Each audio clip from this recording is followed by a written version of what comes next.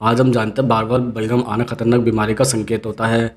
जैसे नंबर एक, बार बार बलगम यानी कि कफ आना सामान्य सर्दी जुकाम से लेकर गंभीर बीमारियों तक का संकेत हो सकता है, इसलिए इसे हल्के में नहीं लेना चाहिए। जब शरीर में श्वसन तंत्र यानी कि सांस नली में किसी भी तरह की सूजन, संक्रमण या एलर्जी होती है तो शरीर अतिरिक्त बलगम बनाकर उस गंदगी या बैक्टीरिया को बाहर निकालने की कोशिश करता है।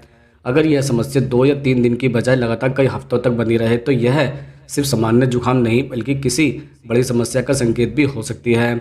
उदाहरण के लिए लगातार कफ आना फेफड़ों में संक्रमण, गले में सूजन या साइनस की समस्या का संकेत देता है। कई बार लोग इसे मौसम का असर समझकर नज़रअंदाज कर देते हैं, लेकिन बार बार बलगम आना शरीर का वार्निंग सिग्नल है कि कुछ अंदर गड़बड़ चल रही है। नंबर 2, बार बार बलगम आने का एक बड़ा कारण एलर्जी और अस्थमा हो सकता है। जिन लोगों को धूल, धुआं, पराग या ठंडी हवा से एलर्जी होती है उनके शरीर में बार बार कफ बनता रहता है। ऐसे लोगों में सुबह उठते ही गले में बलगम जमा होना, खांसी आना, छाती में जकड़न होना आम बात होती है। अगर इसके साथ सांस लेने में दिक्कत, सीटी जैसी आवाज़ या सीने में भारीपन भी हो तो यह अस्थमा का संकेत हो सकता है। एलर्जी से होने वाला कफ अक्सर साफ या सफ़ेद रंग का होता है, लेकिन अगर समय रहते इलाज न किया जाए तो यह धीरे धीरे गंभीर रूप ले सकता है। इसलिए जिन लोगों को बार बार एलर्जी होती है उन्हें वातावरण, खानपान और लाइफस्टाइल पर खास ध्यान देना चाहिए। नंबर 3, लगातार बलगम बनना फेफड़ों की गंभीर बीमारियों जैसे ब्रोंकाइटिस, निमोनिया या यहाँ तक कि टीबी का संकेत भी हो सकता है।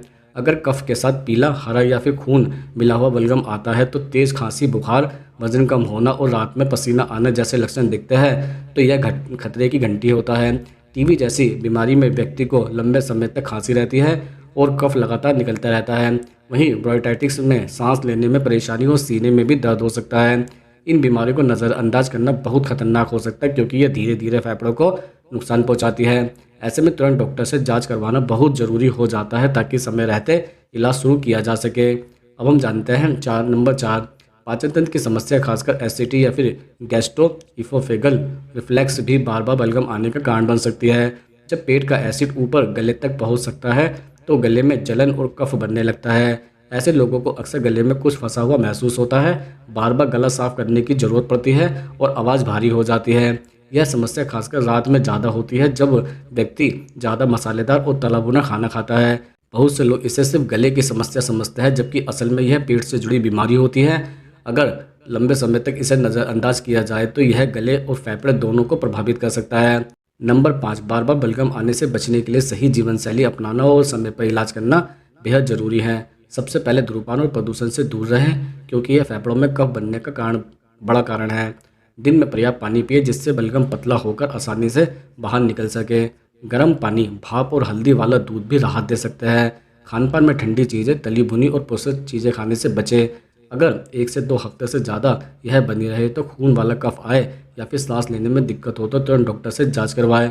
याद रखें, बार बार बलगम आना सिर्फ एक छोटी परेशानी नहीं है बल्कि कई बार शरीर की बड़ी बीमारी का शुरुआती संकेत होता है जिसे नज़रअंदाज करना भारी पड़ सकता है। अब हम यह भी जान लेते हैं कि बलगम को रोकने के लिए क्या खाना चाहिए और क्या नहीं खाना चाहिए।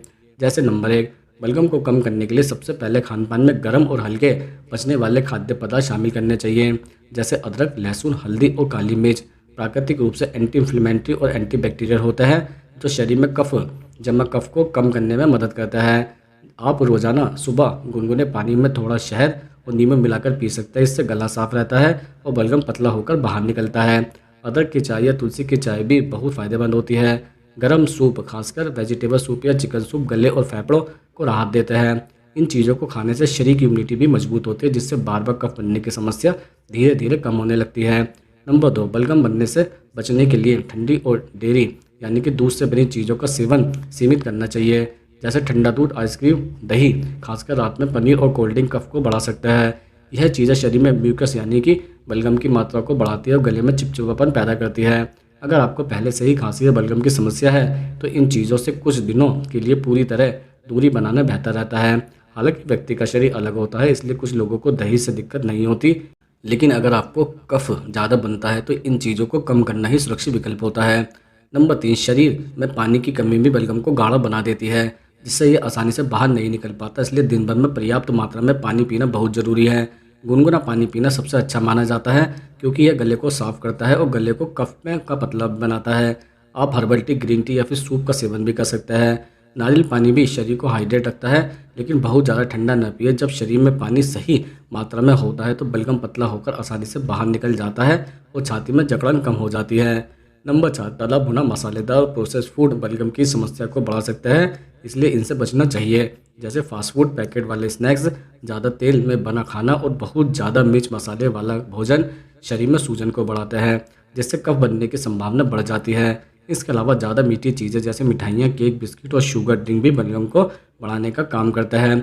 अगर आप जल्दी राहत चाहते हैं तो कुछ समय के लिए इन चीज़ों को अपनी डाइट से कम बंद कर देना चाहिए। इसके बजाय सादा घर का बना हुआ पौष्टिक खाना खाएं। नंबर 5, फल और सब्जियों का सही चयन बहुत महत्वपूर्ण होता है।